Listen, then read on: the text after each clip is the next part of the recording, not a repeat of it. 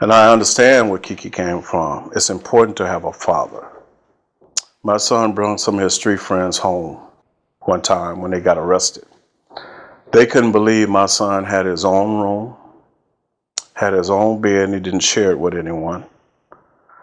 He had a telephone, he had a stereo system, he had food in his refrigerator. He had all the things that they did not or they sought in their lives. And they asked my son, why are you out here with us when you have everything here?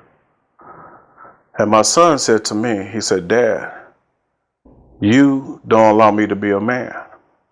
I said, son, you're not a man. You're not a man at 15. Just because you have money in your pocket, clothes on your back that you can buy, does not make you a man. I said, when you can go out and have a family, when you go out and purchase a home, when you can go out and purchase a car in your own name, and you can maintain that, then you're a man. So my son said to me, he said, Dad, I just asked you for a $150 pair of tennis shoes. I said, son, what did I tell you? You took me to the park, you took me to the basketball court, and you told me to grab the rim. He said, well, Dad, you know I couldn't grab the rim. Then why should I take my hard-earned $150 and buy you a pair of tennis shoes that you can't even utilize in the manner that they're used? So it's funny now that I think of these little things. And then what Kiki said earlier about how his dad wasn't there, how his mom went out and did work. I work too. I told my son, I need you to be independent by taking yourself to school. I'll call and wake you and make sure you get to school. You go down and take care of school, and then I'll give you everything you need to succeed in school and in life in general. But like I said, the lure of the street got him.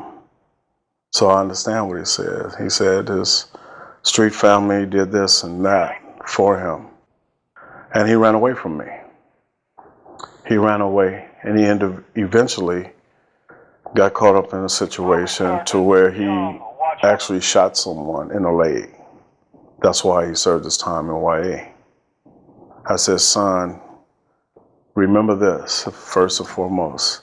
When you took it upon yourself to shoot that individual, you remember he had friends too. They have guns. They didn't stop making guns with you, the one that you had. They still have them out there. Oh, Dad, ain't nothing gonna happen to me. Okay, son. You know more about life. I just happened to be 52 at the particular time we was having this conversation.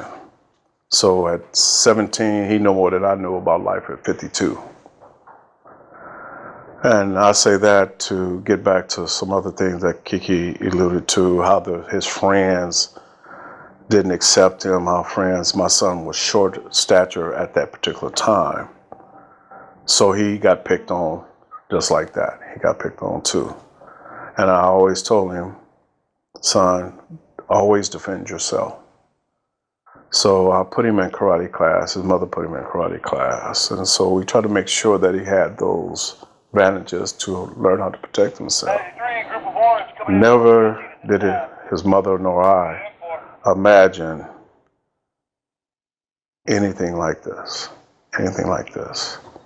And to sit here and try to reach out to you young individuals who think that the streets is the way to go, that the guy that say, I got your back, or would seek out revenge if something happened to you, you have to stop and you have to think very clearly about what you're getting yourself into. My son, as he lay on the ground, died, dead. They stole the tennis shoes off his feet. They took my son's shoes off his feet. These are his quote-unquote street family people. He also had some 5 or 6 pair of Nikes. They stole them. These are the people who swore that they loved him, they would care for him, they would make sure that anything happened to him, they would get even. That happened December 28th. I sit here now, April 9th, nothing has ever happened. Not because I stopped it. I stopped it on my family members and his family member going out. But his street family, his so-called street family, has done absolutely nothing. Then we have this thing about not being a snitch. You have a loved one that you claim that you love, and no one will assist the police in any manner. That really troubles me. They had a shrine for my son on the streets of Oakland. And I went over and I kicked it down. And they said, "Hey, OG, what are you doing?" I said, "That was my son that died here. And you're not going to embarrass him, me, or my family by putting up this artificial sign of love. I'm not accepting of that. And I'll come back down here and tear it down again." Fortunately enough people on the street understood what I was doing, and they understood who I was. So nothing had happened.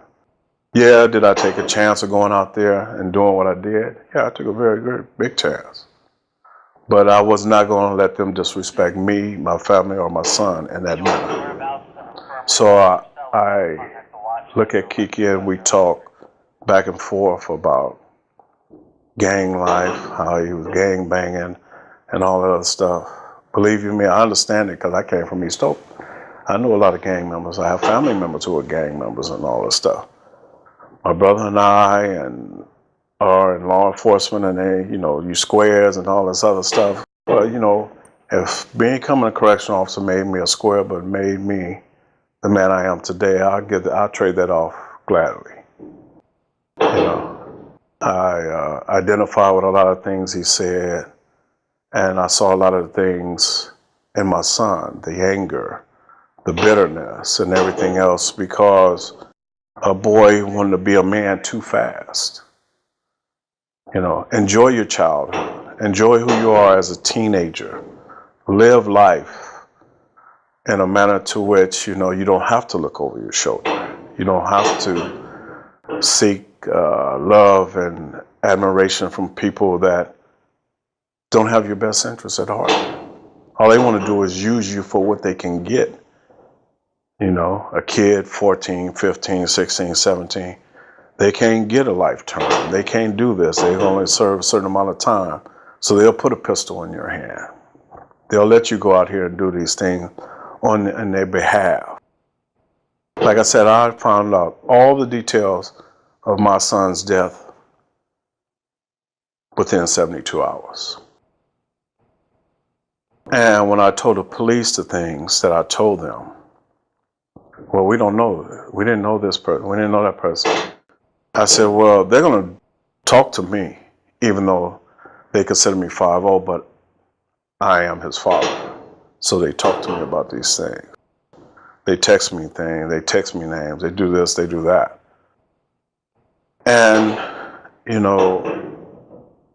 it's a thing to sit next to someone who lived that lifestyle, and knowing that he now wants to reach out to others to say, there's another way for us to live. We as black and brown, or by Hispanics, we have to learn that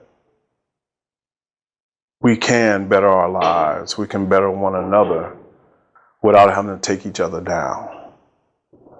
We have to learn to stop being cowards. We have to learn to, when we've run into something difficult at school or in school, instead of quitting and going to the street, ask for help. Be man enough to ask for help.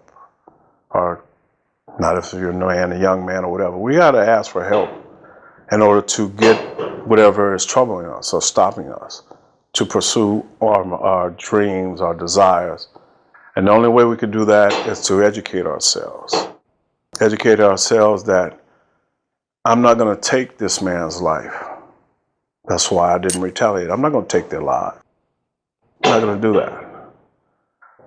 Through I guess you could say, fate or whatever you want to call it, something eventually would have come about and something would eventually happen to them one way or the other. It does not have to come at my hand.